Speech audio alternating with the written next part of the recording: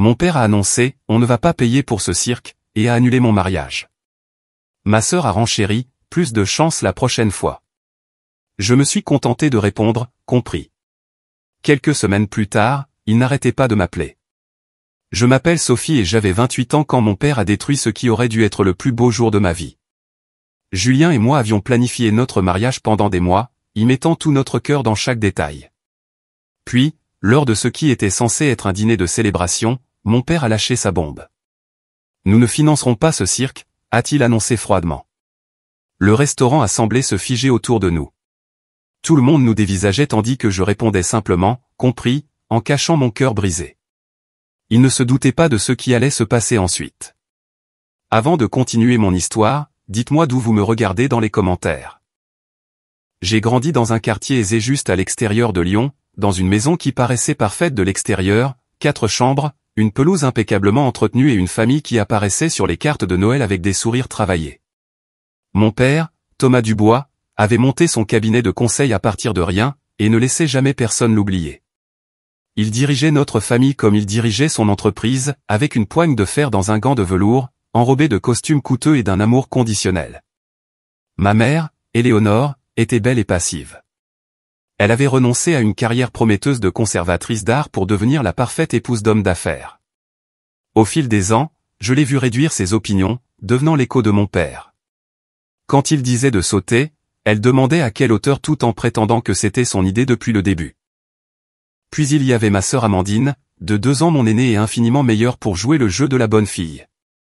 Elle avait fait des études de commerce parce que papa approuvait, sortait avec des hommes qu'il avait validés et ne remettait jamais en question son autorité. En retour, elle recevait un soutien indéfectible, des éloges et un appui financier pour tout ce qu'elle désirait. Je me souviens encore de sa remise de diplôme universitaire, quand papa lui a offert une BMW flambant neuve. La mienne est arrivée avec un sermon sur la responsabilité financière et une Volkswagen d'occasion. J'ai toujours été la fille qui posait trop de questions, qui voulait tracer sa propre voie. La tension a commencé quand j'ai choisi le marketing au lieu de la finance ou du droit. Papa a payé mes frais de scolarité à contre-cœur, mais a clairement indiqué que c'était une déception. Je travaille avec des chiffres, pas des sentiments, disait-il, balayant tout mon domaine d'activité en quelques mots. Malgré cela, j'ai excellé. À 26 ans, j'étais directrice marketing dans une entreprise respectée, je vivais dans mon propre appartement et je me construisais une vie qui me semblait authentiquement mienne. J'avais des amis qui m'appréciaient pour moi-même, pas pour mon nom de famille ou mes relations.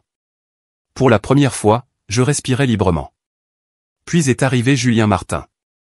Nous nous sommes rencontrés lors d'un gala de charité où mon entreprise sponsorisait une table. J'étais là pour représenter notre société et il était là pour présenter ses projets d'architecture durable. Julien avait cette confiance tranquille qui m'a immédiatement attiré. Pas de montre tape à accent grave-l'œil ou de costume de créateur, juste des yeux intelligents et une passion pour la création d'espaces éco-responsables. Notre première conversation a duré 3 heures.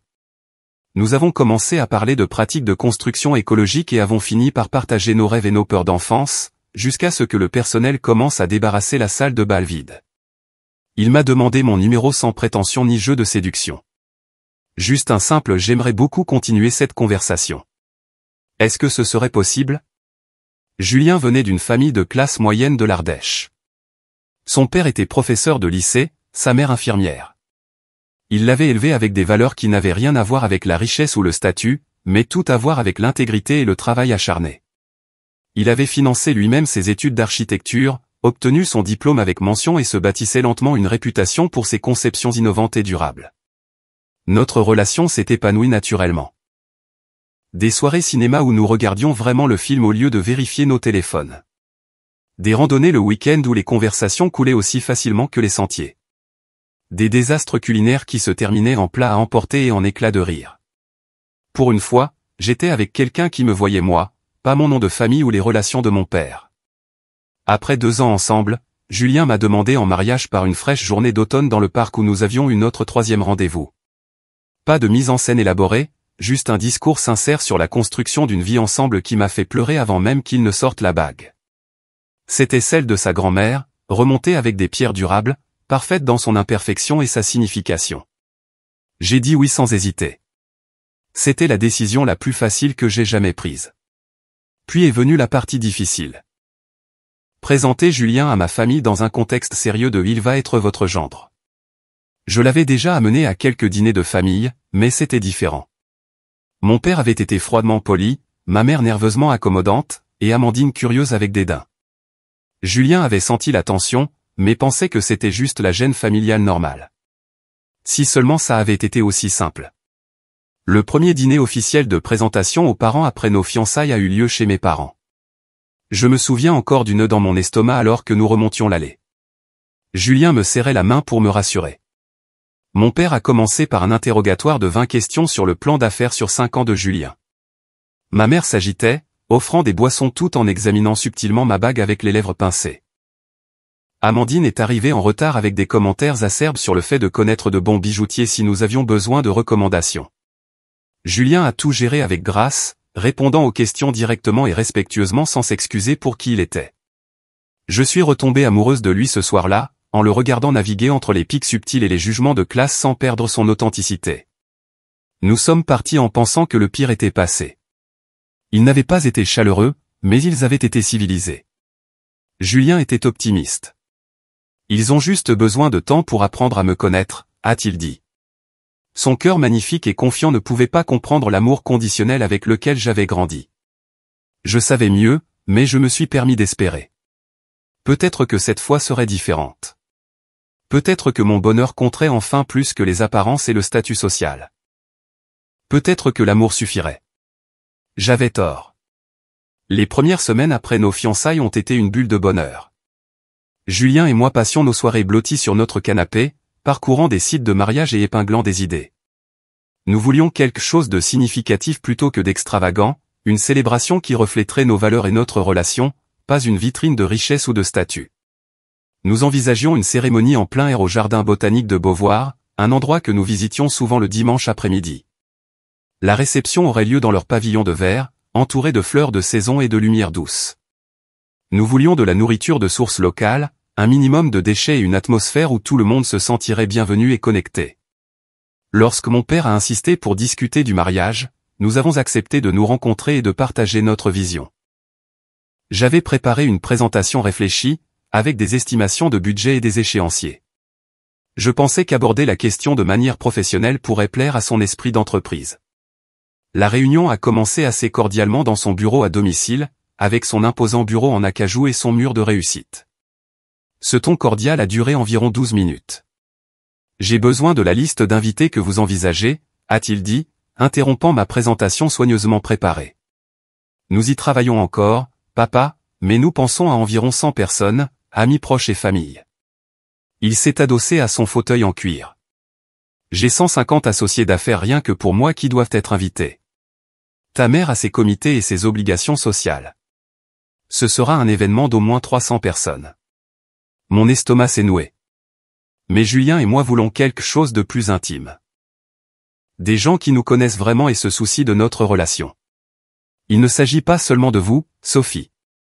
Un mariage est une opportunité sociale et commerciale.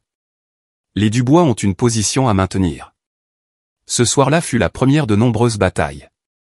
Mon père a créé une feuille de calcul des invités requis. Ma mère a commencé à compiler des listes de lieux acceptables, tous des châteaux ou des hôtels de luxe.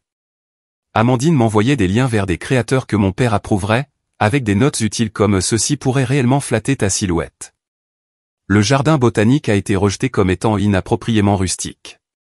Mon père a jeté un coup d'œil aux photos et a demandé « où serait le service de voiturier ?» Quand j'ai expliqué qu'il y avait un simple parking où les invités pouvaient se garer eux-mêmes, il m'a regardé comme si j'avais suggéré qu'ils arrivent en diligence. Julien et moi nous sommes concertés. Peut-être pourrions-nous faire des compromis sur certaines choses pour gagner sur d'autres. Nous avons accepté de visiter le domaine de la Chênaie, le premier choix de mon père. C'était beau d'une manière stérile et prévisible. La coordinatrice d'événements a salué mon père par son nom et a ignoré Julien jusqu'à ce que les présentations soient forcées. Le menu dégustation n'avait aucune option végétarienne malgré notre demande. Le déroulement suggéré de la soirée incluait des traditions dont nous n'avions que faire, mais qui étaient apparemment non négociables pour la bonne société. L'essayage de la robe est devenu un autre champ de bataille. Ma mère a insisté pour venir avec Amandine et la sœur de mon père, Judith. J'avais trouvé une robe simple et élégante en ligne, d'une créatrice durable qui utilisait des matériaux recyclés, mais ma mère avait déjà pris rendez-vous dans 3 salons de mariage exclusifs. J'ai essayé de maintenir la paix en acceptant les rendez-vous tout en programmant également un rendez-vous avec ma créatrice préférée. L'après-midi s'est transformé en un défilé de robes de plus en plus élaborées, Amandine déclarant bruyamment que chacune était plus parfaite que la précédente. Les robes étaient magnifiques, mais semblaient être des costumes. Des perles lourdes, des traînes spectaculaires et des étiquettes de prix qui me faisaient grincer des dents. Quand j'ai enfilé la 4e robe au 2e salon, ma mère a eu les larmes aux yeux. Amandine a applaudi. Tante Judith a hoché la tête en signe d'approbation. C'est celle-là, a dit maman. Tu ressembles à une vraie Dubois. J'ai fixé mon reflet, me reconnaissant à peine sous les embellissements de cristal et les couches de tulle. C'est à ça que ressemble une Dubois? Me suis-je demandé, parce que ça ne me ressemble pas. Le lendemain, j'ai rendu visite à la créatrice durable, seule. Au moment où j'ai enfilé sa création, un simple fourreau de soie avec de délicates vignes brodées le long de l'encolure, j'ai su que c'était ma robe. Quand j'ai envoyé une photo à Julien, il a répondu immédiatement, « Voilà ma belle Sophie ». Je l'ai achetée sur le champ, ne le disant à ma mère que lorsqu'il était trop tard pour annuler la commande. Julien a fait face à ses propres interrogatoires. Chaque fois qu'il rendait visite à mes parents, mon père trouvait des moyens de remettre en question ses perspectives de carrière, son milieu familial, sa capacité à subvenir à nos besoins. Où voyez-vous cette mode du durable aller? Avez-vous un plan B quand les gens reviendront aux méthodes de construction traditionnelles? Combien de chiffres compose votre salaire actuel?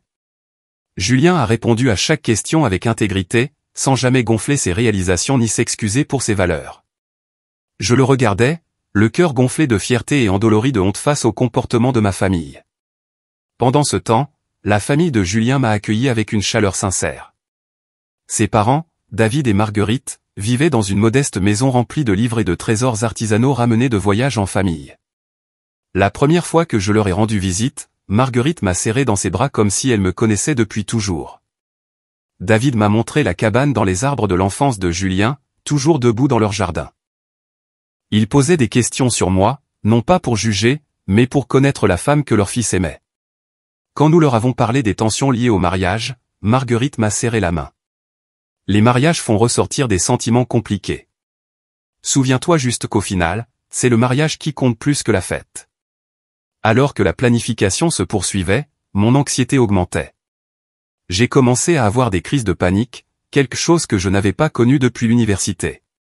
Ma poitrine se serrait, ma respiration devenait superficielle, mes pensées s'emballaient vers les pires scénarios. J'ai caché ces épisodes à Julien, ne voulant pas ajouter à son stress. Mais une nuit, il m'a trouvé assise sur le sol de notre salle de bain à 3 heures du matin, comptant mes respirations et essayant d'empêcher la pièce de tourner. « Sophie » a-t-il dit en s'agenouillant à côté de moi. « Qu'est-ce qui se passe? Parle-moi, s'il te plaît. » À travers mes larmes, j'ai expliqué à quel point je me sentais déchiré. Comment chaque décision devenait une bataille, comment j'échouais à la tâche impossible de rendre tout le monde heureux. Julien m'a tenu dans ses bras jusqu'à ce que ma respiration se calme. Le lendemain matin, il m'a présenté la carte de visite d'une thérapeute de couple. « Nous avons besoin d'aide pour naviguer là-dedans », a-t-il dit. Pas parce que nous sommes brisés, mais parce que nous avons besoin d'outils pour protéger ce que nous avons. Le docteur Lavigne est devenu notre sanctuaire bimensuel. Elle nous a aidés à identifier nos limites, à pratiquer des stratégies de communication et à reconnaître quand nous étions entraînés dans des dynamiques familiales malsaines. Dans son cabinet, nous nous sommes souvenus pourquoi nous faisions tout cela en premier lieu. Pas pour mes parents ou les attentes sociales, mais pour nous, pour la vie et la famille que nous voulions construire ensemble. Si seulement la thérapie avait pu nous préparer à ce qui allait suivre. Le dîner était l'idée de mon père. 8 mois après nos fiançailles, 6 mois après une planification de mariage de plus en plus tendue, il a suggéré que nous nous retrouvions au Céleste, un restaurant étoilé au Michelin du centre-ville où il était impossible d'avoir une table, à moins d'être quelqu'un comme Thomas Dubois. Nous devons finaliser les détails, a-t-il texté. Apportez vos feuilles de calcul. Julien et moi avons passé le week-end à nous préparer. Nous avons créé une présentation détaillée de nos compromis et de nos limites. Oui au domaine, mais avec notre traiteur durable choisi, qui pourrait créer un menu respectant à la fois la tradition et nos valeurs. Oui à une liste d'invités plus longue, mais avec des limitations claires pour éviter que cela ne devienne un événement de réseautage plutôt qu'un mariage. Oui à certaines traditions que ma mère appréciait, mais non à celles, démodées, qui nous mettaient tous les deux mal à l'aise. Nous sommes arrivés avec 15 minutes d'avance, habillés de manière appropriée pour le lieu haut de gamme. Julien portait son plus beau costume, celui qu'il gardait pour les présentations aux clients. Je portais une robe bleue que ma mère avait un jour complimentée. De petits gestes de bonne volonté avant le début des négociations. Le maître d'hôtel nous a conduits à une salle à manger privée à l'arrière où mon père était déjà assis avec ma mère. Elle avait l'air tendue, son sourire n'atteignant pas ses yeux alors qu'elle m'embrassait sur la joue.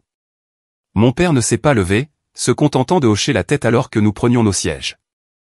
Je suis surprise qu'Amandine ne soit pas là, ai-je dit, essayant de commencer par une conversation neutre.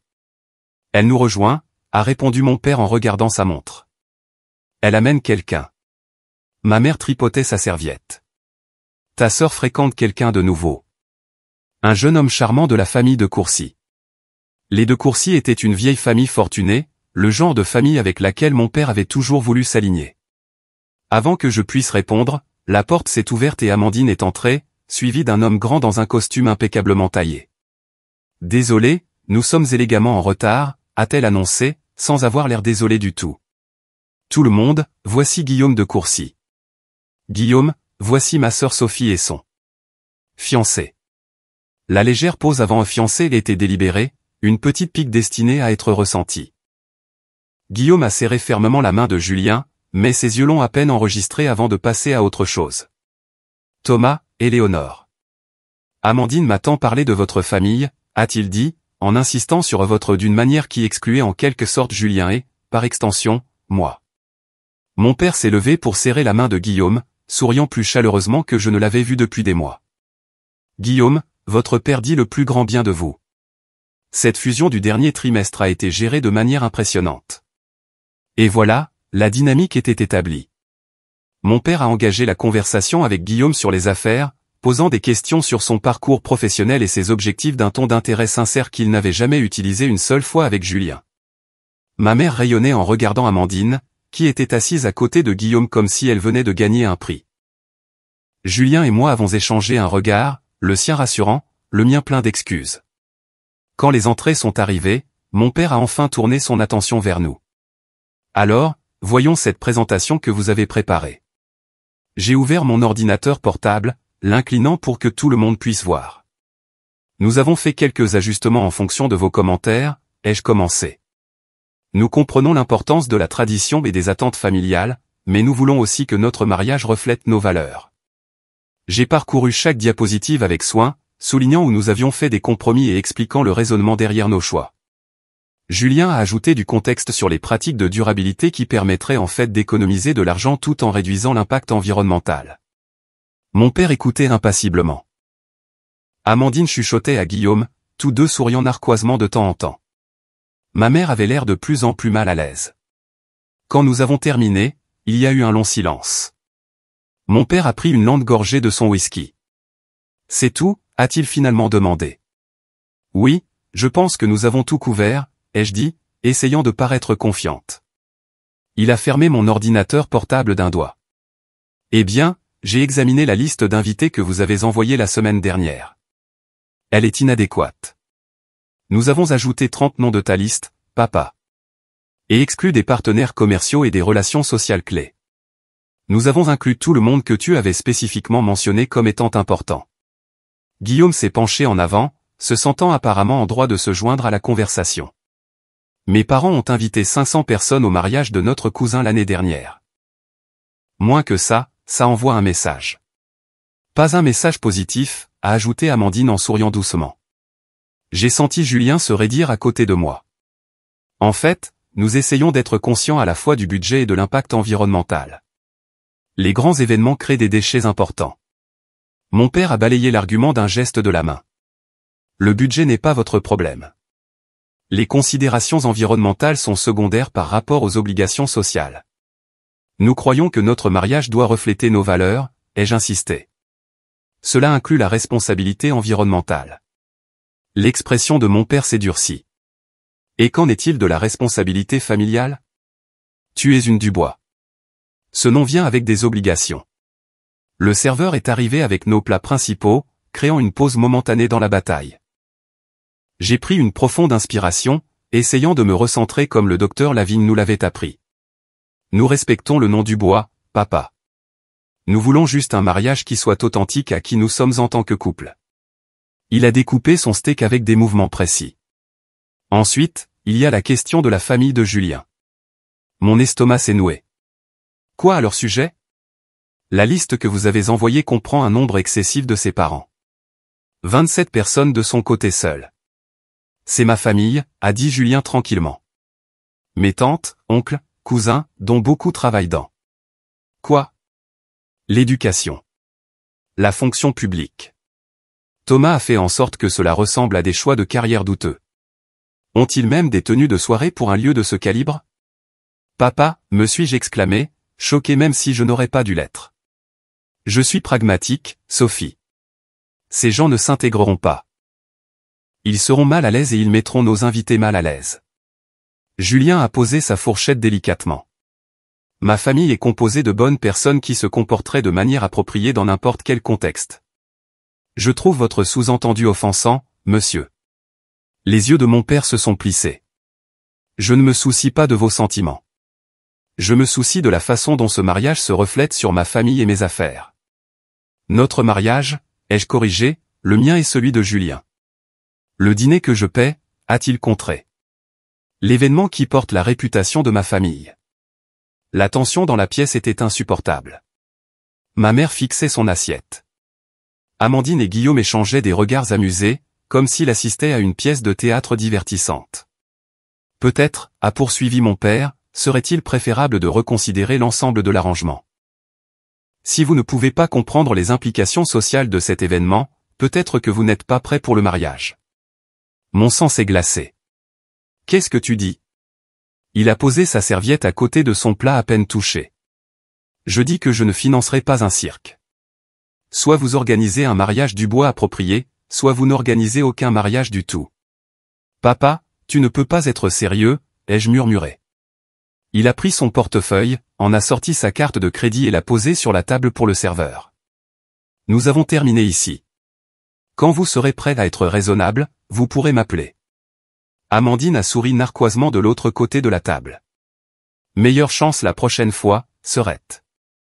J'avais l'impression de regarder la scène de l'extérieur de mon corps. La salle à manger privée avec son lustre en cristal et ses nappes blanches. Le visage impassible de mon père. Les yeux fuyants de ma mère. L'expression suffisante d'Amandine. Le dédain à peine dissimulé de Guillaume.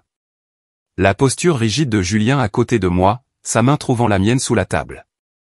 À ce moment-là, quelque chose en moi s'est à la fois brisé et cristallisé. Des années à chercher l'approbation, à compromettre ma vérité, à croire qu'un jour je serais assez bien pour eux se sont effondrés. À leur place, une clarté que je n'avais jamais ressentie auparavant s'est élevée. Je me suis levé lentement, rassemblant mon ordinateur portable et mon sac à main. Julien s'est levé avec moi, sa présence stable et fidèle. Compris, ai-je dit, ma voix plus calme que ce que je ressentais. Merci pour le dîner. Julien a posé sa main dans le creux de mon dos alors que nous sortions, laissant ma famille sans voix derrière nous. Le maître d'hôtel nous a jeté un regard compatissant alors que nous traversions la salle à manger principale. Dehors, l'air frais de la nuit m'a frappé le visage, et j'ai réalisé que j'avais retenu ma respiration. Dans notre voiture, garée à un pâté de maison de là, Julien s'est tourné vers moi, les yeux pleins d'inquiétude. Sophie, je suis tellement désolé. Les larmes sont venues alors, chaudes et rapides. Julien m'a tenu dans ses bras alors que je tremblais de sanglots, mon maquillage soigneusement appliqué coulant sur mon visage, mon corps relâchant enfin la tension d'années d'amour conditionnel. Ils ne m'ont jamais vu, ai-je pleuré. Ils ne m'ont jamais vraiment vu. Je te vois, a murmuré Julien, essuyant mes larmes avec des doigts doux. Je t'ai toujours vu, et tu es magnifique. Nous sommes restés là pendant près d'une heure, nous tenant l'un l'autre dans la voiture sombre alors que mon monde s'effondrait et se reformait simultanément en quelque chose de nouveau. Le trajet du retour s'est déroulé dans un flou. Les lampadaires s'étalaient comme des aquarelles à travers mes larmes. Julien a gardé une main sur la mienne tout le long du trajet, la serrant doucement de temps en temps pour me rappeler que je n'étais pas seul. Aucun de nous n'a parlé. Que pouvaient bien ajouter les mots à l'épave de ce dîner? Quand nous sommes arrivés à notre appartement, j'ai agi en pilote automatique, veste sur le crochet, clé dans le bol, chaussures près de la porte. Puis je suis resté debout dans notre salon, immobile, comme si mon système d'exploitation avait planté. Julien m'a guidé vers le canapé et s'est agenouillé devant moi, retirant soigneusement mes boucles d'oreilles, essuyant le reste de maquillage de mon visage avec un gant de toilette chaud qu'il devait avoir pris dans la salle de bain. Sa douceur n'a fait que me faire pleurer plus fort. « Laisse tout sortir, mon amour », a-t-il murmuré, me tenant alors que je m'effondrais complètement. Je suis là. Laisse tout sortir. Les sanglots venaient de quelque part de primal, au-delà de la pensée ou de la raison. Mon corps tremblait sous leur force, des années de douleur refoulées trouvant enfin une issue. J'ai pleuré jusqu'à ce que ma gorge soit à vif et mes yeux gonflés, jusqu'à ce qu'il ne reste que des respirations saccadées et des hoquets. Quand la tempête s'est enfin calmée, Julien m'a apporté du thé et a enroulé notre couverture la plus douce autour de mes épaules. Ils ont annulé notre mariage, ai-je murmuré, la réalité étant encore impossible à saisir. Mon propre père a dit qu'il ne paierait pas pour notre mariage. La mâchoire de Julien s'est brièvement crispée avant qu'il ne maîtrise son expression. Oui, il l'a fait. Qu'est-ce qu'on va faire? Il a pris mes mains dans les siennes. Quoi que nous décidions, nous le ferons ensemble. Mais pas ce soir. Ce soir, on respire juste et on est doux avec nous-mêmes. Il avait raison, bien sûr. Aucune décision ne pouvait ou ne devait être prise dans cet état. Julien m'a aidé à me mettre en pyjama et m'a bordé, me tenant jusqu'à ce que je tombe dans un sommeil épuisé. Le lendemain matin n'a apporté aucun appel ni message de ma famille. Pas d'excuses, pas d'explications, juste le silence. Julien a appelé son travail pour se dire malade. Je n'ai même pas pu faire ça, envoyant juste un bref email à mon patron au sujet d'une urgence familiale. Puis je me suis recroquevillé dans mon lit, mon corps lourd d'une fatigue profonde que le sommeil n'avait pas effacée. Le soir, je me suis forcé à prendre une douche et à manger quelques bouchées de la soupe que Julien avait préparée. Puis est venu l'appel le plus difficile de tous, dire aux parents de Julien ce qui s'était passé. Nous nous sommes assis côte à côte sur le canapé, le téléphone sur haut-parleur entre nous. J'ai laissé Julien expliquer la plupart des choses, ma voix étant encore peu fiable. Quand il a terminé, il y a eu un bref silence à l'autre bout du fil. Puis Marguerite a parlé, sa voix chaude empreinte d'une colère contenue. « Eh bien, je n'ai jamais rencontré votre père, Sophie, mais je peux vous dire ceci, cet homme ne mérite pas de s'appeler un parent. » David a ajouté, « Écoutez-moi bien, vous deux. Un mariage, c'est juste un jour. Un mariage, c'est ce qui compte. Si vous voulez vous marier dans notre jardin avec juste un officier d'état civil, vous avez notre bénédiction. Si vous voulez quelque chose de plus grand avec lequel nous pouvons aider, nous nous arrangerons. Mais ne laissez pas cet homme vous voler votre joie. » Leur soutien inconditionnel m'a de nouveau brisé. Ces gens qui ne me connaissaient que depuis 2 ans m'offraient plus d'amour que ceux qui m'avaient connu toute ma vie. 3 jours de silence se sont écoulés de la part de ma famille. 3 jours où je fonctionnais à peine, alternant entre l'engourdissement et une douleur écrasante. Julien travaillait de la maison, passant des appels entre 2 tasses de thé qu'il m'apportait et m'encourageant doucement à manger. Nos amis nous envoyaient des messages, sentant que quelque chose n'allait pas, mais je ne pouvais pas me résoudre à expliquer encore. Le 4e jour, ma mère a texté, « Ton père est toujours contrarié. Peut-être que si tu t'excusais et reconsidérais ta position, nous pourrions aller de l'avant. » Aucune mention de leur comportement. Aucune reconnaissance de la blessure causée. Juste l'attente familière que je cède, que je m'excuse, que je m'accommode. Je n'ai pas répondu. Le même jour, Amandine a posté des photos sur Instagram d'elle et Guillaume à un gala de charité. La légende disait, en train de planifier notre fête de fiançailles avec les 2 Courcy. Quand on sait, on sait. Parti parfait approuvé par la famille. Le message pointu n'était pas subtil. Elle avait choisi correctement. Elle avait trouvé quelqu'un digne du nom Dubois, contrairement à moi. J'ai pris une semaine de congé, chose que je n'avais jamais faite en dehors de vacances planifiées. Mon patron a été compréhensif, bien qu'inquiet. J'ai dormi la plupart de ces jours, mon corps se mettant en veille pour traiter le traumatisme émotionnel. Quand j'étais éveillé, je fixais le vide où je faisais défiler mon téléphone sans enregistrer ce que je voyais. Julien a suggéré que nous nous enfuyions pour nous marier, juste nous deux, quelque part de magnifique. Nous n'avons pas besoin de leur approbation ou de leur argent. Mais cette pensée ne m'a fait que pleurer à nouveau. Il ne s'agissait plus du mariage lui-même. Il s'agissait de la confirmation finale que l'amour de ma famille avait toujours été conditionnel, toujours une question d'apparence et de statut plutôt que de mon bonheur. Dans ma 2e semaine de deuil, Julien m'a convaincu de voir ma thérapeute seule. Le docteur Lavigne a écouté pendant que je déversais toute la vilaine histoire, n'interrompant qu'occasionnellement pour clarifier des détails. Quand j'ai eu fini, elle s'est penchée en avant. Sophie, ce que vous vivez n'est pas seulement de la tristesse à propos d'un mariage. Vous faites le deuil de la famille que vous auriez souhaité avoir, des parents que vous méritiez mais n'avez jamais eus. Ces mots ont débloqué quelque chose en moi. J'ai 30 ans, ai-je dit à travers de nouvelles larmes. Ne devrais-je pas être passé à autre chose maintenant? Le docteur Lavigne a secoué la tête. Il n'y a pas de date d'expiration pour le deuil, surtout lorsqu'il s'agit de relations continues. Ce que votre père a fait était de la violence psychologique, pure et simple. Il a utilisé le contrôle financier pour tenter de vous forcer à obéir. Quand cela a échoué, il a eu recours au rejet, sachant d'après votre histoire que le rejet est votre plus grande peur. Ça a marché, ai-je admis. Je me sens complètement anéanti. Bien sûr que oui. Mais Sophie, considérez ceci, vous n'avez pas obéi. Malgré le fait de savoir ce que cela pourrait vous coûter, vous avez tenu bon. Cela montre une croissance énorme. Je n'y avais pas pensé de cette façon. Dans tous les conflits précédents avec mon père, j'avais fini par céder. Cette fois, c'était différent. Le docteur Lavigne a continué, votre père s'attendait à ce que vous appeliez maintenant, implorant son pardon et acceptant ses conditions. Chaque jour où vous ne le faites pas est un jour où son contrôle sur vous s'affaiblit. Pour la première fois en 2 semaines, j'ai ressenti une lueur de quelque chose d'autre que de la douleur. Pas tout à fait de la fierté, pas tout à fait de la force, mais une reconnaissance silencieuse de ma propre résilience. Vous avez cherché la validation de personnes qui sont incapables de la donner, a dit doucement le docteur Lavigne. L'amour de votre père est transactionnel. Celui de votre mère est craintif. Celui de votre sœur est compétitif. Rien de tout cela n'a à voir avec votre valeur en tant que personne.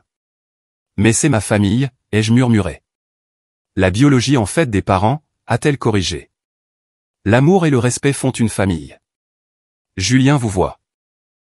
Ses parents vous soutiennent sans condition. Vos amis sont là pour vous. C'est ça, la famille, Sophie. C'est ça, l'amour. J'ai quitté cette séance émotionnellement épuisée, mais portant une petite graine de clarté. Le monde ne s'était pas arrêté. Ma valeur n'avait pas diminué parce que mon père désapprouvait mes choix. Peut-être qu'elle avait même grandi, parce que j'avais finalement honoré ma propre personne plutôt que ses exigences. Cette nuit-là, allongé à côté de Julien dans le noir, j'ai exprimé ma vérité à voix haute pour la première fois. Je ne veux plus courir après leur approbation. Je ne veux pas passer notre mariage à essayer de gagner des gens qui te voient comme inférieur à cause de ton compte en banque ou de ton milieu familial. Julien m'a serré plus fort contre lui. Qu'est-ce que tu veux, Sophie? La réponse est venue de cet endroit calme de clarté nouvelle. Je veux que nous construisions une vie basée sur l'amour véritable, pas sur les apparences ou le statut. Je veux t'épouser selon nos propres termes, entouré de gens qui se soucient sincèrement de notre bonheur. Je veux arrêter de jouer un rôle pour obtenir l'approbation et commencer à vivre pour la joie. Je l'ai senti sourire contre mes cheveux. Ça ressemble à une vie qui vaut la peine d'être construite. Et juste comme ça, avec ces simples mots d'acceptation, la première pierre a été posée pour reconstruire ce que mon père avait essayé de détruire. Le matin après ma conversation avec Julien, je me suis réveillé avec un but pour la première fois depuis le dîner désastreux. Le lourd brouillard de la dépression ne s'était pas complètement levé, mais des trouées de clarté perçaient, permettant des moments d'avancer. J'ai fait du café pendant que Julien prenait sa douche, et quand il est entré dans la cuisine, j'avais mon ordinateur portable ouvert sur la table. Je veux qu'on parle des options, ai-je dit en lui faisant signe de me rejoindre. Son sourire a allumé quelque chose de chaleureux en moi. La voilà, a-t-il dit en m'embrassant sur le sommet de la tête avant de s'asseoir à côté de moi. Pendant les 2 heures qui ont suivi, nous avons eu la conversation la plus honnête de notre relation. Sans retenue pour protéger les sentiments, sans censure pour maintenir la paix, juste la vérité brute et non filtrée. Qu'est-ce que le mariage signifie pour nous? Pas la fête, mais le mariage lui-même. Comment envisageons-nous notre partenariat dans 1 an, 5 ans, 20 ans? Quelle tradition compte pour nous personnellement, et non à cause de la famille ou des attentes sociales? À quoi ressemblerait notre mariage parfait si l'argent et l'approbation familiale n'étaient pas des facteurs? Nous avons tout noté, créant un document partagé de notre vision authentique. Quand nous avons eu terminé, nous avions quelque chose de bien plus précieux qu'un plan de mariage. Nous avions un plan de relation basé sur nos valeurs communes plutôt que sur la validation externe. Je dois prendre le contrôle de ma propre vie, ai-je dit en regardant nos notes. En commençant par ce mariage. Julien m'a serré la main. À quoi penses-tu? Je pense que nous devrions le financer nous-mêmes. Pas d'argent de la famille, pas d'attache familiale. Pouvons-nous nous le permettre? J'ai sorti notre feuille de calcul financière. Pas ce que mon père avait prévu, mais quelque chose de significatif et de beau. Oui, j'avais épargné de manière agressive depuis le début de ma carrière, une habitude née du désir d'indépendance vis-à-vis du contrôle financier de ma famille. Julien avait été tout aussi responsable avec ses revenus. Ensemble, nous avions assez pour un mariage modeste mais charmant, surtout si nous faisions preuve de créativité. La planification financière est devenue ma thérapie. Chaque soir après le travail, je recherchais des lieux, des prestataires et des options. J'ai créé des budgets, des échéanciers et des plans d'urgence. Avec chaque décision prise de manière indépendante, je récupérais un morceau de moi-même de l'influence de mon père. Nos collègues et amis se sont ralliés à nous lorsque nous avons finalement partagé ce qui s'était passé. Mon équipe de travail a offert des contacts pour des photographes et des fleuristes abordables. Les amis architectes de Julien ont suggéré de magnifiques espaces publics que nous n'avions jamais envisagés. De manière inattendue, mon ami Gabriel, du travail, m'a prise à part un après-midi. Ma cousine gère les événements du parc naturel du lac d'Argent. Ils ont un nouveau pavillon avec vue sur le lac. Ce n'est pas luxueux, mais c'est magnifique. Laisse-moi passer un coup de fil. 2 jours plus tard, nous avons visité le parc. Le pavillon était simple mais élégant, avec des baies vitrées panoramiques donnant sur une eau bleu cristal et des montagnes lointaines. La beauté naturelle l'entourait, ne nécessitant qu'une décoration minimale. Le coût de la location était une fraction de celui du domaine. C'est ici, a murmuré Julien en regardant la lumière du soleil danser sur le lac. C'est mieux que tout ce que nous avons regardé avant. J'ai hoché la tête, incapable de parler, la gorge nouée. C'était parfait, non pas parce que c'était exclusif ou impressionnant, mais parce que cela nous semblait juste. Cela nous ressemblait. Les parents de Julien appelaient chaque semaine, offrant un soutien émotionnel sans pression. Lorsque nous leur avons finalement annoncé nos nouveaux plans, David a immédiatement proposé de contribuer à hauteur de 2 000 €. C'est ce que nous avions mis de côté pour aider à votre mariage de toute façon, a-t-il dit. Sans condition. Utilisez-le comme vous le souhaitez. Sa générosité m'a mis les larmes aux yeux, non pas à cause du montant, mais à cause de l'esprit qui l'animait. Un amour sans condition. Un soutien sans contrôle. Nous avons trouvé un traiteur spécialisé dans les repas durables et locaux. Nous avons découvert un fleuriste qui travaillait avec des fleurs régionales de saison. Nous avons engagé un photographe dont le portfolio capturait l'émotion sincère plutôt que la perfection mise en scène. Chaque décision renforçait ma détermination et guérissait un autre morceau de mon cœur brisé. Je créais quelque chose d'authentique, quelque chose qui reflétait nos valeurs réelles, pas l'apparence de statut que mon père avait exigé. Le moment le plus satisfaisant est venu lorsque nous avons conçu nos faire-part. Des cartes simples et élégantes sur du papier recyclé avec une illustration personnalisée du pavillon du lac. Nous avons soigneusement élaboré la liste des invités, n'incluant que ceux qui soutenaient vraiment notre relation et partageaient notre joie. Julien m'a regardé cocher les noms sur notre feuille de calcul, son expression pensive. « Et ta famille ?» a-t-il demandé doucement. J'ai pris une profonde inspiration. Pas d'invitation pour mon père ou Amandine. Je ne peux pas avoir leur négativité à notre mariage. Et ta mère? J'ai hésité. Elle le soutient, elle l'a toujours fait. Mais peut-être que je déciderai plus près de la date. Il a hoché la tête, respectant mon processus sans me pousser. Lorsque les invitations ont été prêtes, nous les avons postées ensemble, déposant la pile dans la boîte aux lettres jaunes avec un sentiment de cérémonie. C'était comme poster une déclaration d'indépendance. Nous n'avons pas envoyé de faire-part ou de save the date à ma famille élargie, dont beaucoup restaient en contact avec mes parents, mais les nouvelles voyagent vite dans les cercles sociaux. Je savais que ce n'était qu'une question de temps avant que mon père ne découvre que nous procédions sans sa bénédiction ni son chéquier. Chaque jour qui passait sans contact de ma famille me renforçait. Chaque décision prise de manière indépendante reconstruisait ma confiance. J'ai recommencé à dormir toute la nuit. Je riais plus facilement. J'ai arrêté de sursauter quand mon téléphone sonnait. 3 semaines après avoir envoyé nos invitations, le silence s'est finalement rompu. Mon téléphone a vibré avec une notification. Message vocal de mon père. Je l'ai mis sur haut-parleur pour que Julien puisse entendre. Sophie, la voix de mon père était tendue d'une colère contenue. Je viens d'être informé par ta cousine Catherine qu'elle a reçu une invitation à un mariage dans un parc naturel quelconque. Tu ridiculises cette famille. Appelle-moi immédiatement pour t'expliquer. 10 minutes plus tard, ma mère a appelé. Je l'ai laissé aller sur la messagerie vocale également. Ma chérie, sa voix tremblait de larmes artificielles. Ton père est très contrarié. S'il te plaît, appelle-nous. Nous devons parler de ce que tu fais. Puis est venu le texto d'Amandine. Waouh! Un mariage dans un parc naturel, la classe. Maman et papa pètent les plombs. Bonne chance avec ce désastre. Ils ont continué toute la journée. Appel, texto, email, chacun plus exigeant que le précédent. Le soir, même les sœurs de ma mère s'étaient jointes à la campagne pour me faire répondre.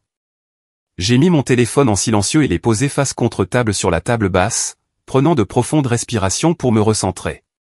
Ça va? A demandé Julien, son inquiétude évidente. J'ai hoché la tête lentement. En fait, oui, ça va.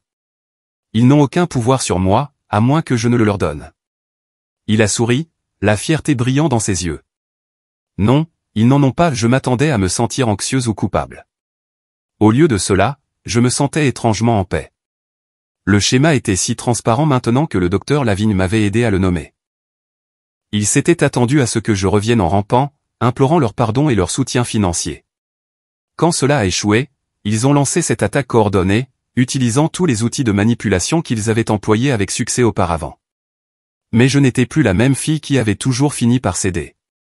Je devenais quelqu'un de nouveau, quelqu'un de plus fort, quelqu'un qui reconnaissait sa propre valeur en dehors de leur approbation. Le lendemain a apporté d'autres appels que j'ai continué d'ignorer. Le jour d'après, les textos de ma mère sont devenus suppliants plutôt qu'exigeants. À la fin de la semaine, le ton a complètement changé pour une innocence blessée. Comment peux-tu nous faire ça? Nous ne voulons que ce qui est le mieux pour toi. Pourquoi es-tu si cruel? J'ai maintenu mon silence, me concentrant plutôt sur les détails du mariage et notre avenir ensemble. Chaque décision prise de manière indépendante était une autre brique dans les fondations de mon nouveau moi. 2 semaines après le premier appel, alors que Julien et moi finalisions les sélections musicales pour notre cérémonie, la sonnette a retenti. J'ai ouvert pour trouver toute ma famille proche sur le pas de la porte. Mon père avait l'air furieux. Ma mère, en larmes. Amandine, curieuse et suffisante. Nous devons parler, a dit mon père, essayant de me dépasser pour entrer dans l'appartement. Pour la première fois de ma vie, j'ai bloqué son passage. Non. Le seul mot est resté suspendu entre nous, simple mais révolutionnaire. Pardon? L'incrédulité colorait son ton. Non, ai-je répété, ma voix stable malgré mon cœur qui battait la chamade. Vous n'avez pas le droit de débarquer à l'improviste et d'exiger d'entrer chez moi. Sophie, appelez dès ma mère. Parlons, c'est tout. Julien est apparu à côté de moi, sa présence rassurante. Est-ce que tout va bien? Mon père l'a foudroyé du regard. C'est une affaire de famille.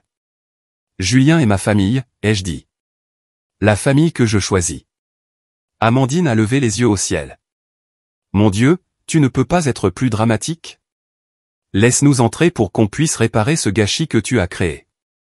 Il n'y a rien à réparer, ai-je répondu. Nous nous marions le 12 août au parc naturel du lac d'Argent. Vous n'êtes pas invité. C'est tout ce qu'il y a à discuter. Le visage de mon père s'est assombri dangereusement. Tu fais une grave erreur. Une que tu regretteras. La seule erreur que j'ai faite a été de passer 28 ans à chercher l'approbation de gens qui ne m'appréciaient que lorsque je me conformais à leurs attentes. Ma mère a eu un hoquet. Sophie, ce n'est pas vrai. Nous t'aimons. Vous aimez la version de moi qui ne vous dérange pas ou ne vous embarrasse pas socialement. Vous aimez la fille qui finit par rentrer dans le rang. Je ne suis plus cette fille. Mon père a changé de tactique, son esprit d'homme d'affaires reconnaissant la nécessité d'une nouvelle approche.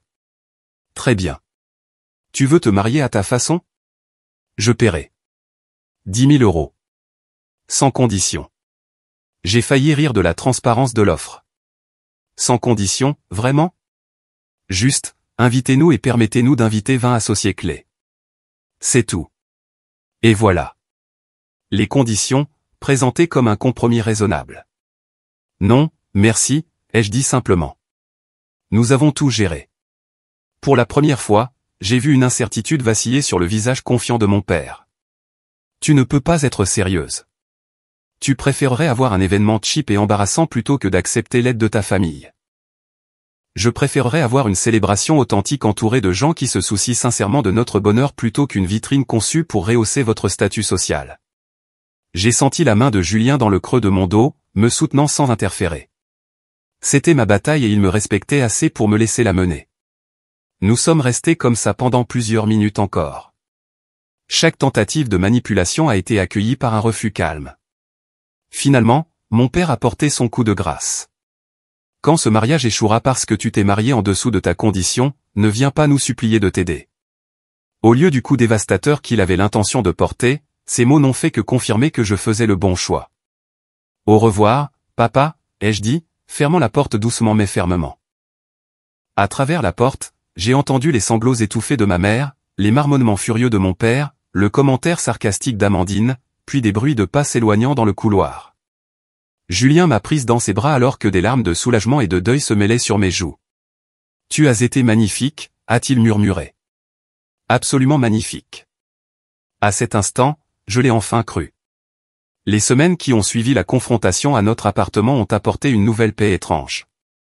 Les tentatives de contact de mon père sont devenues moins fréquentes, passant des exigences à des textos occasionnels chargés de culpabilité. J'essaie seulement de te protéger de toi-même. Ta mère est bouleversée. C'est ainsi que tu nous rembourses pour tout ce que nous avons fait pour toi. Je lisais chaque message sans répondre, observant mes réactions émotionnelles avec un détachement qui aurait été impossible des mois plus tôt. Les déclencheurs de culpabilité qui m'auraient autrefois fait sombrer apparaissaient désormais comme des tactiques de manipulation évidentes. Ma mère appelait tous les quelques jours, laissant des messages vocaux de plus en plus désespérés. « Ma chérie, s'il te plaît, parle-nous. Nous pouvons arranger ça. Ton père est prêt à faire des compromis. » Mais il n'y avait aucun compromis à avoir. Il ne s'agissait plus du mariage. Il s'agissait de briser les schémas générationnels de contrôle et d'amour conditionnel. Amandine a adopté une approche différente. Après des semaines de remarques acerbes, elle est soudainement passée à des textos amicaux. « Alors, qu'est-ce que tu portes pour le dîner de répétition? Qui te coiffe? » Juste par curiosité. Ces tentatives transparentes de recueillir des informations pour les rapporter à nos parents auraient pu être amusantes si elles n'avaient pas été si tristes. J'ai répondu par des réponses brèves et non engagées qui ne révélaient rien de nos plans. Pendant ce temps, nos préparatifs de mariage se sont poursuivis avec une joie qui m'a surprise. Sans l'ingérence de ma famille, les décisions sont devenues des célébrations plutôt que des batailles. Julien et moi avons tout choisi ensemble, créant un événement qui reflétait vraiment notre relation. Ses parents nous ont rendu visite un mois avant le mariage, dormant dans notre chambre d'amis et aidant aux derniers détails. Marguerite et moi avons passé une journée à assembler des centres de table à partir d'herbes en pot qui seraient plus tard plantées dans notre jardin. David et Julien ont construit une simple arche en bois pour la cérémonie, l'atteignant à la main sur notre petit balcon. Ces activités simples m'ont rempli d'un contentement que je n'avais jamais connu dans la maison familiale. Personne ne jouait un rôle ou n'était en compétition. Personne ne jugeait ou ne critiquait. Juste 4 personnes travaillant ensemble, riant de leurs erreurs, appréciant les contributions de chacun. La veille de leur retour en Ardèche, Marguerite m'a tendu une petite boîte. « J'ai fait ça pour toi », a-t-elle dit doucement. « Tu n'es pas obligé de le porter, mais j'ai pensé que tu aimerais peut-être l'avoir. » À l'intérieur se trouvait un délicat peigne à cheveux en fil d'argent torsadé et de minuscules perles. Elle l'avait fait elle-même, ai-je réalisé, retenant mes larmes. Quelque chose de neuf, a-t-elle expliqué. Je sais que ta mère n'est pas impliquée dans les choses traditionnelles. Alors j'ai pensé que peut-être. Je l'ai serré fort dans mes bras, incapable de parler, la gorge nouée. À ce moment-là, j'ai compris ce que la famille pouvait et devait être. Pas un arrangement commercial ou une stratégie sociale, mais un refuge, une étreinte chaleureuse d'acceptation. 2 semaines avant notre mariage, l'inattendu s'est produit.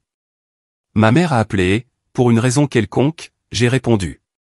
Sophie, elle semblait choquée que son appel soit passé. Oh, Dieu merci. S'il te plaît, ne raccroche pas, j'ai attendu en silence, me préparant à une autre tentative de manipulation. Je veux venir à ton mariage, a-t-elle dit précipitamment. Juste moi. Pas ton père ni Amandine. Juste moi. Ma prise sur le téléphone s'est resserrée. Pourquoi? Parce que tu es ma fille et je veux te voir te marier. Tu as eu des mois pour prendre contact, maman. Pourquoi maintenant? Elle est restée silencieuse un moment. J'ai vu tes photos de fiançailles en ligne, celles que votre photographe a postées. Tu avais l'air heureuse. Vraiment heureuse. Ça m'a fait réaliser que je n'avais pas vu cette expression sur ton visage depuis des années. Les photos avaient été un cadeau de notre photographe, une séance au coucher du soleil dans le parc naturel où nous allions nous marier.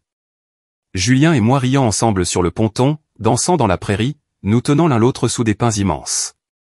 Des moments naturels et joyeux, capturés sans pause ni prétention. Je ne faisais toujours pas confiance à ses motivations. Papa, c'est que tu appelles?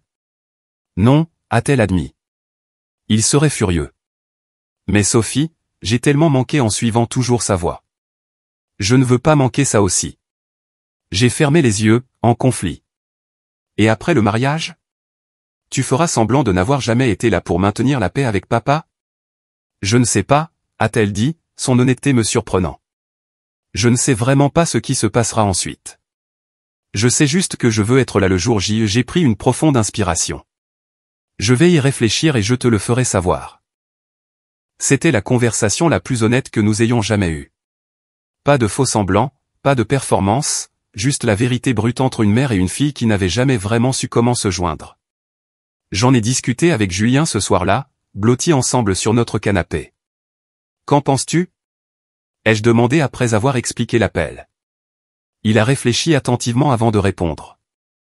Je pense qu'elle essaie, à sa manière. Et je pense que sa présence pourrait apporter un peu de paix. Mais ça doit être ta décision, Sophie. Ce jour est pour commencer notre vie ensemble dans la joie, pas pour gérer des drames familiaux.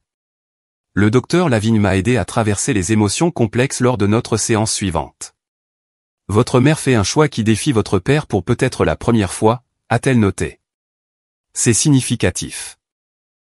Mais vous avez raison d'être prudente quant à ses motivations et sa capacité à maintenir des limites avec lui après le mariage. Finalement, j'ai pris ma décision en me basant sur l'avenir que je voulais construire plutôt que sur le passé que je guérissais. Oui, ai-je texté à ma mère. Tu peux venir, seul. Et j'ai besoin que tu comprennes que cela ne répare pas automatiquement tout entre nous. C'est juste un premier pas, sa réponse a été immédiate. Merci. Je comprends. Je serai là. Qu'elle ait vraiment compris restait à voir, mais j'avais fait mon choix depuis une position de force plutôt que de peur. C'était déjà une victoire. Le jour du mariage s'est levé clair et parfait, le ciel doux d'un bleu éclatant au-dessus des montagnes entourant le lac. Je me suis réveillé dans notre suite d'hôtel, momentanément désorienté avant de me souvenir, aujourd'hui, j'épouse Julien. Mon cortège était petit mais précieux. Mes 2 amis les plus proches du travail, la sœur de Julien, Abby, et ma camarade de chambre d'université, qui était venue de Californie. Elles sont arrivées avec du café et le petit déjeuner, remplissant la suite de bavardages et de rires pendant que nous nous préparions. J'avais pris des dispositions pour que ma mère nous rejoigne sur le lieu du mariage plutôt que de faire partie des préparatifs. Trop d'années de critiques m'avaient rendu protectrice de cette matinée sacrée. Dans la simple salle des mariés du pavillon du parc, j'ai enfilé ma robe, la soie durable fraîche contre ma peau. Mes amis m'ont aidé à arranger mes cheveux, y tissant le peigne en argent de marguerite aux côtés de fleurs sauvages assorties à mon bouquet. Quand je me suis regardé dans le miroir, je me suis à peine reconnu. Non pas parce que j'avais l'air différente extérieurement, mais parce que la femme qui me regardait se tenait avec une confiance que je n'avais jamais possédée auparavant. Mes yeux étaient clairs, mon sourire sincère, ma posture libérée du poids de la recherche d'approbation. Un léger coup à la porte a révélé la mère de Julien, les yeux se remplissant de larmes en me voyant. « Oh, Sophie » a-t-elle murmuré. « Tu es radieuse. » Derrière elle se tenait ma propre mère, incertaine et fragile dans une simple robe bleue que je n'avais jamais vue auparavant. Elle avait toujours porté des marques de créateur pour les événements sociaux. Celle-ci semblait être quelque chose qu'elle avait choisi elle-même, sans l'avis de mon père. « Tu es magnifique », a-t-elle dit, la voix brisée. « Si belle et si heureuse. »« Merci d'être venue, maman », ai-je dit, le pensant malgré ma lassitude persistante. Elle a hoché la tête, les larmes menaçant de couler. « Je vais aller trouver ma place. »« Bonne chance, ma chérie. » La cérémonie a été tout ce que nous avions imaginé. Simple, significative, axée sur notre engagement plutôt que sur le spectacle. Julien m'attendait sous l'arche que son père avait aidé à construire, ses yeux ne quittant jamais les miens alors que j'avançais vers lui sur le chemin parsemé de pétales. Nous avons prononcé des vœux que nous avions écrits nous-mêmes, des mots honnêtes sur le parcours qui nous avait réunis et la vie que nous comptions construire. « Sophie », a dit Julien, sa voix stable malgré l'émotion qui brillait dans ses yeux. « Tu m'as montré ce qu'est la vraie force. Quand le monde a essayé d'éteindre ta lumière, tu as brillé plus fort. Je promets de me tenir à tes côtés quoi qu'il arrive, de construire un foyer où ton esprit pourra s'épanouir, de t'aimer complètement, exactement comme tu es. » Mes vœux ont également reconnu notre parcours. Julien, quand tout le reste était incertain, tu es resté ma constante. Tu ne m'as jamais demandé d'être plus petite ou différente pour être aimée. Tu m'as vu entièrement et tu m'as aimé quand même. Je promets de porter ce cadeau avec gratitude, de nous choisir chaque jour, de construire un partenariat basé sur le respect et la joie plutôt que sur l'obligation ou l'apparence. Après la cérémonie, pendant l'heure dorée où la lumière du soleil transformait le lac en cuivre en fusion, notre photographe a capturé des images qui deviendraient des souvenirs précieux. Julien et moi dansant sous les guirlandes lumineuses tendues entre les arbres. Nos amis riant ensemble à de longues tables de ferme. Le simple gâteau que nous avons coupé ensemble, nous nourrissant l'un l'autre avec une douce espièglerie. Dans un moment calme, je me suis retrouvé debout avec ma mère au bord de la fête, regardant Julien discuter avec ses parents de l'autre côté du pavillon. « Il te rend heureuse » a-t-elle dit. Pas une question, mais une prise de conscience. Oui. Pas parce qu'il me donne tout ce que je veux, mais parce qu'il me donne ce dont j'ai besoin. L'espace pour être moi-même, le soutien pour grandir, l'amour sans condition. Elle est restée silencieuse un long moment. Je ne sais pas comment aimer comme ça, a-t-elle finalement admis. Je ne l'ai jamais appris. L'honnêteté de sa déclaration a ouvert quelque chose entre nous. Une minuscule porte par laquelle une relation authentique pourrait un jour passer. Il n'est jamais trop tard pour apprendre, maman. Elle m'a brièvement serré la main avant de retourner à sa place, un petit geste qui contenait à la fois la reconnaissance du passé et la possibilité d'un avenir. Le reste de la soirée s'est déroulé dans un tourbillon de musique et de rire. Nous avons dansé sous les étoiles, entourés de gens qui célébraient sincèrement notre joie. Quand Julien et moi sommes finalement partis au milieu des cierges magiques tenus par nos invités, mon cœur était plein d'une manière que je n'avais jamais connue. Aucune grande salle de bal ou lustre en cristal n'aurait pu créer la magie authentique de cette nuit. Aucune liste d'invités soigneusement sélectionnés d'associés d'affaires n'aurait pu générer la chaleur sincère qui nous entourait. En partant en voiture, j'ai réalisé que je ne ressentais aucune absence là où mon père et ma sœur auraient dû être. Leur choix de manquer ce jour était leur perte, pas la mienne. J'avais tout ce dont j'avais besoin sur le siège passager à côté de moi, dans les souvenirs que nous venions de créer, dans l'avenir que nous allions construire ensemble. Le lendemain matin, j'ai posté une seule photo sur les réseaux sociaux. Pas un portrait posé ou une photo de détail élaborée, mais une image spontanée de Julien et moi riant ensemble au bord du lac, la joie irradiant de nos deux visages. La légende disait simplement « le plus beau jour de ma vie jusqu'à présent ». Je savais que mon père et ma sœur la verraient. Je savais qu'ils reconnaîtraient ce qu'ils avaient manqué en choisissant le contrôle plutôt que l'amour. Mais pour la première fois, leur réaction ne m'importait absolument pas. 6 mois après notre mariage, la vie avait trouvé un nouveau rythme. Julien et moi nous sommes installés dans notre appartement avec les cadeaux de mariage et les souvenirs fièrement exposés. Des photos de notre journée parfaite ornaient les murs aux côtés de souvenirs de voyage et de réussite. Notre maison est devenue exactement cela, un foyer, pas une vitrine ou un symbole de statut, mais un lieu de sécurité et d'authenticité. Ma relation avec ma famille a évolué d'une manière que je n'aurais jamais pu prédire. Mon père et moi maintenions un contact minimal, des messages textes occasionnels qui restaient superficiels. Il ne s'est jamais excusé pour son comportement concernant le mariage, et je ne m'y attendais plus. Comprendre qu'il était incapable d'admettre ses torts a apporté sa propre forme de paix. Amandine a également gardé ses distances, bien que je vois occasionnellement des nouvelles de sa vie sur les réseaux sociaux. Elle et Guillaume s'étaient fiancés lors d'une fête somptueuse dans le domaine de sa famille. Les photos montraient mon père rayonnant fièrement à leur côté. Je n'ai rien ressenti en voyant ces images, ni jalousie ni ressentiment, juste une reconnaissance silencieuse que nous avions choisi des chemins très différents. Ma mère, cependant, m'a surprise. Après avoir fait le pas courageux d'assister à mon mariage contre la volonté de mon père, elle a commencé à faire de petits pas vers l'indépendance. Elle a rejoint un club de lecture. Elle a renoué avec de vieilles amies d'université que mon père avait jugées inappropriées. Elle a commencé à me rendre visite pour déjeuner toutes les quelques semaines. Des rencontres maladroites qui se sont lentement réchauffées à mesure que nous apprenions à nous parler en tant qu'adultes plutôt qu'en tant que rôle. « Est-ce que papa et toi parlaient de moi ?» ai-je demandé lors d'un de ces déjeuners, 6 mois après le mariage. Elle a remué son nez pensivement. « Parfois. Il a été très en colère pendant longtemps, moins maintenant. »« Sait-il que tu me vois ?» ?»« Oui. » »« Il n'approuve pas, mais il a arrêté de se battre contre ça. » »« Je pense que la planification du mariage de ta sœur le garde distrait.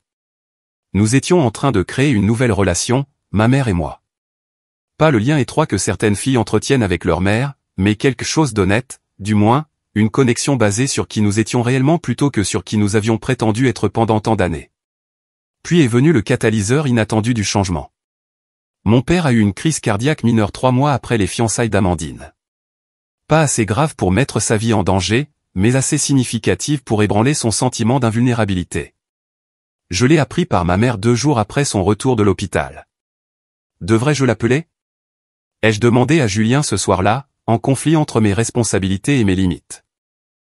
Que te dit ton cœur ? A-t-il demandé, toujours ma boussole lorsque les émotions obscurcissaient ma pensée. J'ai considéré la question honnêtement, que je devais le reconnaître sans m'exposer aux anciens schémas. Que la compassion n'exige pas de sacrifier mon bien-être. J'ai envoyé un message simple, maman m'a parlé de ton problème de santé. Je suis contente que tu te rétablisses et je pense à toi. Sa réponse est arrivée des heures plus tard. Juste 2 mots, merci. 2 semaines après cela, un message plus long est arrivé. Ta mère dit que tu as eu une promotion. Félicitations. C'est du bon travail. Pas un éloge effusif, pas une réconciliation complète, mais une reconnaissance de ma vie et de mes accomplissements sans critique ni condition. Une minuscule fissure dans le mur entre nous. Ces petits échanges se sont poursuivis, augmentant progressivement en fréquence et en substance. Sans jamais aborder directement le mariage, sans jamais inclure d'excuses pour les comportements passés, mais en créant une nouvelle relation, plus distante, qui me permettait de maintenir mes limites tout en ayant une certaine connexion avec mon père. Lors d'une séance de thérapie avec le docteur Lavigne, j'ai exprimé mes sentiments contradictoires à propos de cette dynamique évolutive. Devrais-je lui pardonner même s'il ne s'est jamais excusé ? Est-ce que je me trahis en autorisant une quelconque relation ? Elle a réfléchi attentivement avant de répondre. Le pardon ne concerne pas l'autre personne, Sophie. Il s'agit de vous libérer du fardeau du ressentiment. Et les limites ne sont pas des murs. Ce sont des filtres. C'est à vous de décider quel type de relation sert votre bien-être. Maintenant, cela pourrait être très différent à la fois du passé enchevêtré et de la séparation complète des derniers mois. Ces mots m'ont aidé à naviguer sur le terrain complexe de la réconciliation familiale. J'ai maintenu des limites fermes, limité les contacts à ce qui me semblait confortable et arrêté d'attendre de mon père qu'il devienne quelqu'un qu'il n'était pas capable d'être. Ce faisant, je me suis libéré du cycle d'espoir et de déception qui avait défini notre relation pendant des décennies. Pendant ce temps, Julien et moi avons créé nos propres traditions et notre propre culture familiale. Des randonnées le dimanche matin suivies d'un brunch dans notre café préféré. Des dîners mensuels avec des amis qui nous acceptaient exactement tels que nous étions. Des célébrations de fin d'année qui combinaient le meilleur des traditions de nos 2 familles tout en écartant les performances obligatoires qui avaient rendu les célébrations stressantes dans mon foyer d'enfance. Nous avons rejoint un jardin communautaire, mettant les mains dans la terre aux côtés de voisins de tous horizons et de tous âges. Julien a conçu un système de collecte d'eau de pluie pour l'espace partagé, tandis que j'organisais des repas partagés mensuels qui créaient des liens au-delà de la simple culture de légumes. Ces activités simples apportaient plus de satisfaction que n'importe quelle adhésion à un domaine de luxe ou ascension sociale n'aurait jamais pu le faire. Ma vie professionnelle s'est également épanouie. La confiance que j'avais acquise en tenant tête à ma famille s'est transposée dans ma carrière. J'ai pris la parole plus souvent en réunion, proposé des campagnes innovantes et finalement obtenu la promotion que mon père avait reconnue. Mon travail est devenu plus créatif et authentique lorsque j'ai cessé de le filtrer à travers les peurs de la critique ou de l'échec. Le cabinet d'architecture de Julien s'est développé régulièrement, avec un accent sur la conception durable qui attirait des clients partageant nos valeurs. Nous nous sommes soutenus mutuellement dans nos rêves, avons célébré les succès de l'un et de l'autre, et avons créé un partenariat basé sur le respect mutuel plutôt que sur l'obligation ou la tradition. Environ un an après notre mariage, nous avons créé une petite association à but non lucratif axée sur l'aide aux jeunes adultes pour naviguer dans les dynamiques familiales lors de transitions de vie majeures. En nous appuyant sur notre expérience, nous avons créé des ressources et des réseaux de soutien pour d'autres personnes confrontées à des défis similaires avec des familles contrôlantes ou difficiles. Grâce à ce travail, j'ai découvert combien de personnes luttaient avec les mêmes schémas que j'avais affrontés. Les histoires partagées dans nos groupes de soutien faisaient écho à la mienne, différentes dans les détails mais similaires dans l'impact émotionnel. Votre famille devrait vous élever, pas vous démolir est devenue notre devise non officielle. Aider les autres à guérir leurs blessures familiales est devenu une partie de mon propre chemin de guérison. Chaque fois que je guidais quelqu'un vers l'établissement de limites saines ou la reconnaissance de tactiques de manipulation, je renforçais ces leçons dans ma propre vie. Chaque histoire de quelqu'un trouvant le courage de tenir bon renforçait ma propre détermination à maintenir les limites que j'avais établies. Maintenant, en regardant en arrière avec la perspective de 18 mois de mariage, je peux voir comment cette annulation douloureuse du mariage m'a en fait offert le plus grand cadeau possible. Pas seulement une belle journée selon nos propres termes, mais une réinitialisation complète de ma compréhension de la famille, de l'amour et de ma propre valeur. La leçon n'a jamais porté sur le mariage. Il s'agissait de reconnaître que l'amour ne devrait pas être assorti de conditions. Que la famille se définit par la façon dont les gens vous traitent, pas par l'ADN partagé. Que défendre sa vérité, même lorsque cela vous coûte des relations ou de l'approbation, est le seul chemin vers le bonheur authentique. J'ai encore des moments de tristesse à propos de ce qui aurait pu être, à propos du père qui aurait pu me conduire à l'hôtel avec fierté, de la mère qui aurait pu aider à planifier avec joie, de la sœur qui aurait pu se tenir à mes côtés en tant qu'amie. Mais ces moments ne me définissent plus ni ne déterminent mes choix. Au lieu de cela, je me concentre sur la famille que nous créons, Julien et moi. Une famille construite sur l'acceptation plutôt que sur la performance, sur la collaboration plutôt que sur le contrôle, sur la joie plutôt que sur l'obligation. Ce sont les valeurs que nous transmettrons un jour à nos enfants, brisant le cycle de l'amour conditionnel qui a défini mon enfance. Si vous avez déjà senti que votre moi authentique n'était pas suffisant pour ceux qui devraient vous aimer le plus, sachez ceci, vous êtes suffisant, exactement tel que vous êtes. Les personnes qui ont vraiment leur place dans votre vie sont celles qui voient votre être tout entier et vous aiment quand même. Non pas malgré vos différences, mais en raison de la perspective unique que ces différences apportent. Établir des limites n'est pas égoïste. Exiger le respect n'est pas déraisonnable. Choisir la joie plutôt que l'obligation n'est pas irresponsable. Parfois, la chose la plus courageuse que vous puissiez faire est de vous éloigner de ce qui vous blesse, même lorsque la société ou la tradition vous dit de rester. Mon père a annulé mon mariage en pensant que cela me forcerait à me conformer à sa vision de ma vie.